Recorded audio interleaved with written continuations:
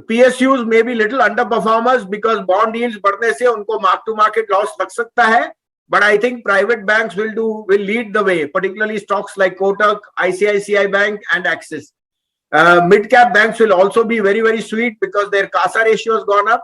और लास्टली आपको पता है कि बॉन्ड फंड में 31 मार्च के बाद जो न्यू चेंज ऑफ रिजीम आया है, I think that money will go into two sectors, one into insurance, second into equity. And equity ETFs should get better, particularly on the retail side, and insurance companies become very attractive because there the return will be much more better and gross net value additions are getting stronger.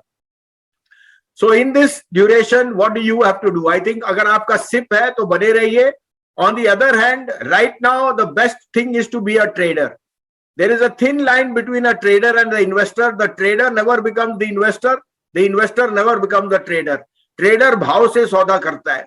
Weakness है तो बेचता है, तेजी है तो पहले खरीदता है, स्ट्रेंथ है तो खरीदता है, वीकनेस है तो बेचता है.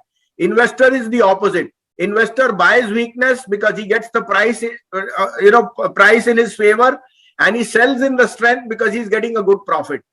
The trader's mind is psychologically built the other way. वो कहता है वीकनेस क्यों आई है? अगर वीकनेस आई है तो weakness has come because of selling pressure.